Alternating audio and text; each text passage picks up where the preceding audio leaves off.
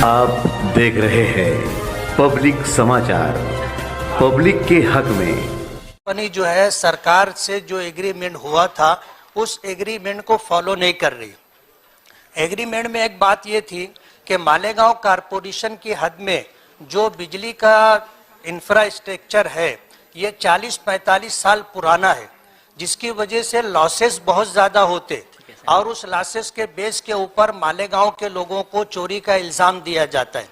सरकार ने 20 करोड़ रुपया हर साल इंफ्रास्ट्रक्चर पर खर्च करने का पाबंद बनाया किया था, लेकिन कंपनी 20 करोड़ रुपया जो सालाना खर्च करना है वो खर्च नहीं कर रही।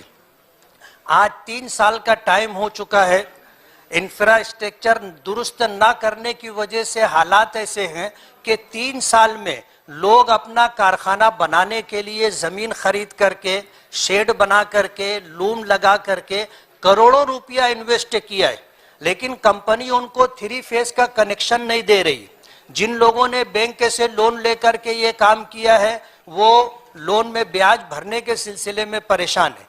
कंपनी इंफ्रास्ट्रक्चर दुरुस्त नहीं कर रही है, मीटर बार बार बदलने का काम कर रही है और लोगों को हरेसमेंट कर रही है। कंपनी में काम करने के लिए जितने जनसंख्या जितनी होनी चाहिए उन्होंने रखा नहीं है। मीटर से जो है कितना यूनिट यूज हुआ है वो न लेते हुए एवरेज बिल बना करके वो दे रहे।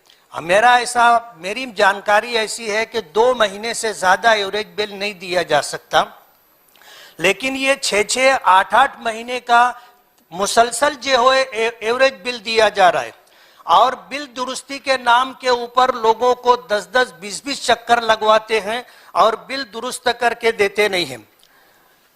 सरकार ने मालेगांव के बुनकरों को और टेक्सटाइल के अंदर विकास हो इस सिलसिले में एमपीएसएल कंपनी को यह ठेका दिया था, लेकिन मालेगांव की कमर्शियल लाइन से कमर टूटती जा रही है और घर गुती बिल यूज करने वाले आज ये एवरेज बिल के नाम के ऊपर घर गुती बिल में 50,000, 60,000, 1 लाख रुपए तक बिल दे रहे हैं और कारखानों में जो है 5-7 लाख रुपए का बिल बना करके दे रहे हैं और उनका तकाजा ये होता है, प्रेशर ये होता है कि तुम बिल भरो, जब तक बिल भरोगे नहीं काम नहीं होगा। बिल भरवा लेते हैं और काम होता नहीं है। और कभी अगर ये होता है कि भाई आप जो है बिल दुरुस्त करके दे दो, तो महीनों चक्कर लगाने के बाद भी बिल दुरुस्त नहीं होता।